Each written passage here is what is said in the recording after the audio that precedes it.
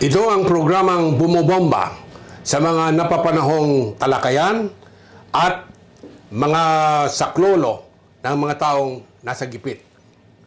Ako si RTT, Ramon Tesheba Tulfo, o Tito Mon. At pati ang mahalaga niyong karapatan sa ilalim ng batas. At your service, Torny Clint.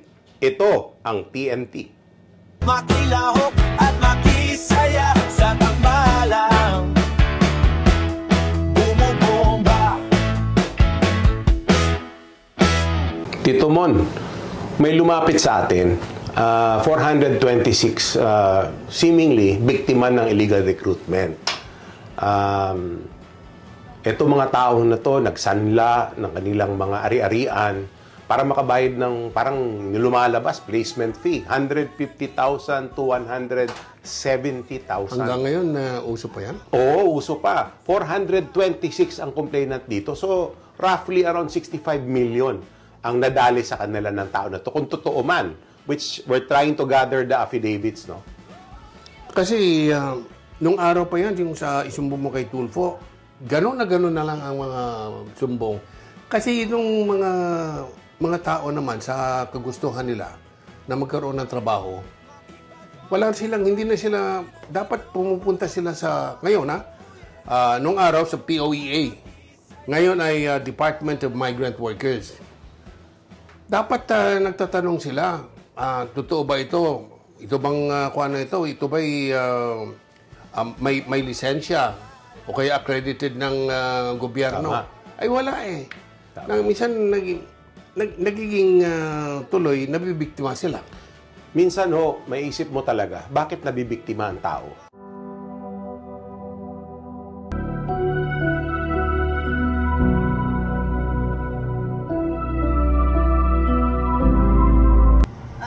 Kasi ang hiling ng karamihan po sana makapag-refund kami at ma-deport po siya kasi nasa Japan po siya. Possible po bang mangyari yun sa amin? Then they are complaining na i-refund ko daw po yung pera nila is hindi ko naman po hawak yung pera. Sir, willing siya magbigay ng 50,000 per head na partial daw po pero hanggang ngayon hindi pa rin po siya nagbibigay. Ito yung COE, Certificate of Eligibility. Another one, fake. Ito yung mga binigay sa kanila, kaya na-entice sila na magbigay ng 150,000 each. Marami rito nagsanla ng lupa.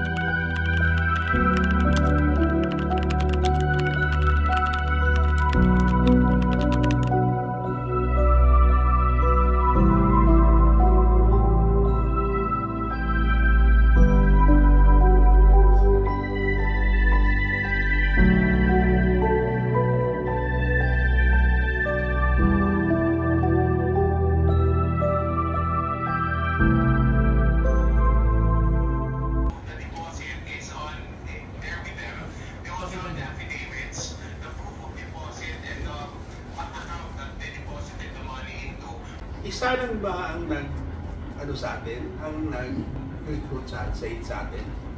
Sana. Is it a company? Yes po, pero sa Japan po siya. Meron po siyang business as a consultancy based po sa Japan. Tapos dito po sa Pilipinas, may language training lang siya. Language training center. Pero sa bahay lang po siya naka-address. Kung dito siya based? Ang bawat isa pong aplikante ay 150,000. Lahat po yan BDO Pilipinas po. Kaya sobrang natin daming tao, manggagawa, wala naman trabaho. Kaya napipilitan maghanap ng trabaho sa ibang bansa. Kung walang experience, walang kaalaman sa pagpunta sa ibang bansa, napapalapit minsan sa isang illegal recruiter. Pupuntahan ko si Migrant Workers Secretary Leo Captac.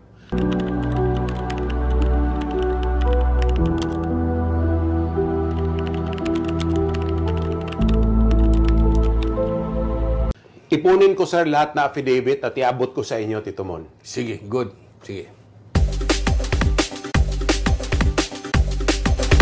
Anong karapatan mo pag ikaw'y nabiktima ng isang illegal recruiter? Number 1, file ng complaint. Pangalawa, restitution and compensation. Pangatlo, meron kang free legal assistance na ibibigay siya ng gobyerno. Meron ding reintegration program ang gobyerno at naka-placement. Hingi kayo ng tulong sa OWA. Ito naman ahensyang pwede maghanap sa inyo para makatrabaho kayo sa labas ng bansa. Meron ding right to privacy na yung impormasyon mo ay hindi naman kailangan malaman ng ibang tao kung anong nangyari sa'yo. And also right to protection na ang inyong pagkatao, hindi kayo nanganganib, paproteksyonan kayo ng gobyerno. Yan ang mga karapatan ng isang tao na naloko ng isang illegal recruiter. Ako po si SG Abdullah Kamlon. Tama ba yung ginawa ni Senator Amy Marcos na siniraan niya yung kapatid niya o sinabi niya yung dapat niyang sabihin na adik ang kapatid niya? Presidente. Tama po yun kasi magkakapatid sila, alam niya kung siya ang nakakita, magkakasama sila matagal na at saka yung kapatid niya. Kaya alam niya na kung adik yung kapatid niya. Para sa akin po, opinion ko mali. Bakit? Kasi una-una sa lahat, kapatid niya eh. Ba't niya sasabihin yung mga bagay niya? Isa pa na nasira sa publiko at hindi magandang imahe para sa taong bayan. Naniniwala ba kayo sa sinabi niya o hindi? Maring mali. Hindi ako naniniwala. Para sa akin, hindi ako naniniwala. Maring gawa-gawa niya lang dito. Opinion tungkol dun sa sinabi ni Amy, okay lang naman yung sabihin niya kung talagang totoo. Pero kung hindi naman, dapat din siyempre imbestigahan. Yun ang masasabi ko. Personally, naniniwala ba kayo doon o hindi? Hindi ko naman kasi nakikitang ganun siya. Ano pa rin ako? Nasa gitna lang ako. Titignan ko kung ano pa rin investigasyon o anong tama. May kasabihan sa Ingles, only trust can destroy iron. Ang ibig sabihin ay ang kalawang lang ang makasira ng bakal. Ang bakal at kalawang ay magkamag-anak. Si Amy ang sumira kay BBM. Anong tingin mo? Tingin ko, apektado si BBM doon dahil kapatid ang nagsalita. Ang masakit doon, yung sabi niya, droga, yung gumagamit ng droga. Ngayon, kinonfirma ni Amy na si BBM ay gumagamit talaga. Yung araw, mga bulong-bulong lang yan. Dati chismis lang. Chismis Ito, confirmation na isang kapatid. Oo. At hinamon pa niya na magpa-drug test. At siya ay magpapa-DNA test naman. DNA, bakit DNA? Kasi parang pinagdududahan din na kapatid siya ng Marcos. Parang ganung mga chismis yun ang mga pinag-uusapan na ganun Masyado namang foul na yung sinasabi na anak siya nung isang mayor noon. Oo, parang foul na nga yung usapan eh. Medyo foul na ito. Foul ito na yung lantaran ng baho ng pamilya. Yun na, nagbabatuhan na sila ng EDSAS. Pero ang tanong ko nga dyan at nag-iisip din ako, dahil lumabas na yung balitang yan, ano ngayon ang iniisip ng mamamayang Pilipino, di ba? May tiwala pa ba sila sa isang presidente na naakusahang drug user? Nag-plummet, bumaba ng malaki.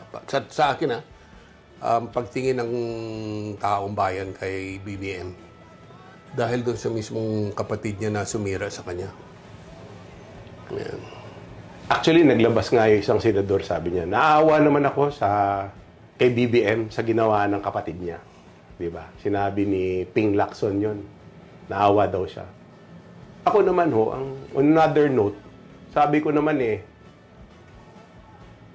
awa, natural sa atin yan. Ako, naawa ako sa pag may nag-aaway ng magkapatid, naawa ako Kaya lang ang tingin ko dito, merong element of public interest po kasi to. Kasi it involves national security, national interest, dahil kapasidad ng presidente pinag-uusapan dito Pero mabalik tayo kay Amy. Tama ba yung ginawa niya? Bilang kapatid, kasi sasabihin niya public interest para ito sa pang-publiko, na interest ng publiko. Tama ba yung ginawa niya? Bilang sa point of view from a family standpoint, parang hindi nararapat na ginanon mo kapwa mo kapatid in public. On the point of view, if the ang purpose ni Aimee is to help the Filipino people, to inform the bansa na may problema ang ating leadership. Kung yan ang purpose niya, it is an obligation of a public official kasi to ascertain the capacity of the president. Anong mas to lead the importante nation. sa iyo? Yung pamilya o yung bansa? Yung pamilya, siyempre, hindi mo masasabi talagang pamilya, dugo yan Yes. Pero tama ba yung ginawa ni Aimee dahil sabi mo nga, national interest? Hindi ko na masabi, sir, kung tama o mali. Lumabas na yung impormasyon Ang importante ngayon, ano dapat ang gagawin natin pag ang kapasidad ng presidente kini-question na ngayon dahil sinasabi mismo ng kanyang kapatid, siya ay drug user. So, naging iba na yung view ngayon, sir, from the national security, national interest point of view. Iba na yung usapan. Iba na yung usapan. Hindi na ito usapang pampamilya. Kasi lumabas na yung impormasyon na ganun Hindi na mapigilan, nasabi na. Whether tama o mali, siya ay paghuhusgahan ng tao o sarili niyang pamilya. Pero ngayon, ang tanong, totoo bang sinasabi niya o hindi? Alam mo, siyempre, kapatid yan, paniniwalaan ng publiko. Actually, sir, sa tingin ko rin, maraming naniniwala ho dyan, Sir Mon.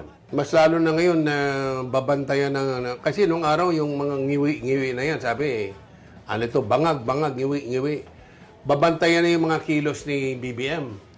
Baka sasabihin, pag may kunting ngiwi lang yan, yun ang sinasabi ni Aimee. Dati chismis lang. Correct. Ngayon may confirmation ng kapatid, mahirap banggain. So, sa tingin mo, sir, ano kaya ang magagawa ng mga opisyal o ng presidente mismo na madispel yung mga ganitong paniniwala? Kasi nag-umpisa sa DPWH na iskandalo, yung mga bilyon-bilyong ninakaw ng mga opisyal. Pero ito ngayon, mismong tinamaan na yung heart of the presidency. The heart of Malacanang. Ngayon, nawala na masyadong, hindi masyado na-focus sa iskandalo ng corruption. Ng flood kundi control. napunta sa pamilya. Yes. Kumbaga may chismis na kinonfirm. Oo. Napakasakit niya. Ay, nako. From the standpoint to, sir, ng pamilya, I agree with you, napakasakit. Pero right now, it is incumbent upon the officials, ng public officials natin, to ascertain and to assure the public na may capacity yung ating presidente to lead this nation. I think yun na yung moral question at saka ultimate question sa ngayon. Dahil lumabas na tong ganitong balita. Alam mo, sa ganang akin na kuminsan yung mga magkakapatid may nag-aalitan din nagkakaalitan yan At yung mga sama ng loob ay nilalabas. Very personal kasi pag sinabing droga, alam naman natin that it affects mental capacity. And primary in the Constitution, mentioned yung mental capacity Diba? Delikado. I mean, yung tindig ngayon ni BBM bilang leader ng bansa, numero unong leader ng bansa, is now under question. Yes. Kailangan, number one, alam mo kasi under the processes ng constitution natin, sir, nakasaad naman yan kung paano mo malalaman kung may incapacity ang presidente. Number one, by his own declaration that I'm incapacitated. Number two, pwede kabinete will ascertain the capacity of the president and inform the Senate President and the Speaker of the House. If they do not agree or they agree, they will ascertain it also by 2/3 vote sa kanilang ganun. Ngayon, kung mga opisyal natin, syempre, dahil appointees. Yan ba ibig mo sabihin yung impeachment? Sir? Determination of incapacity lang. Kasi importante sa mamuno sa isang bansa, may mental capacity na kaya mo harapin ang mga krisis ng bayan.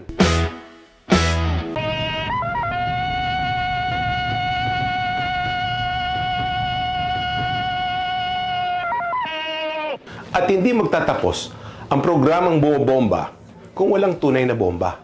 Take it away, Tito Mon. Isang politiko nakabuntis ng kanyang sekretarya. Tapos, takot na takot itong politiko na ito na malaman ng misis niya.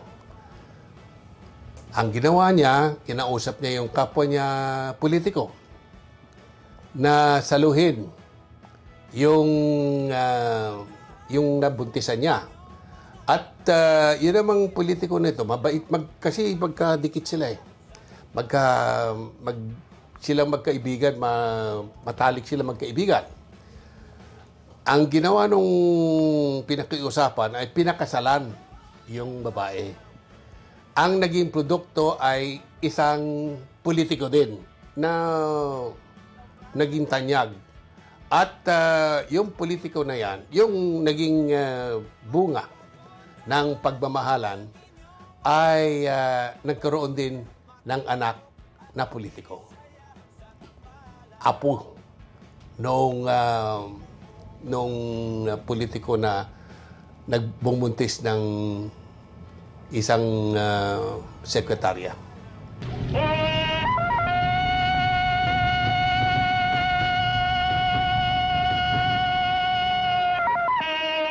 Hihingi kayo ng clue, kahit na pitpitin nyo yung yag balls ko, hindi ako magsasabi. Abangan tuwing Lunes at Biyernes, 11:30 a.m. to lunchtime. Dito lang sa TNT, ang yayanig sa inyong tanghalian. Salamat mga kabomba. Makabuluhang usapan, sensible, at higit sa lahat, mga chikamis. TNT.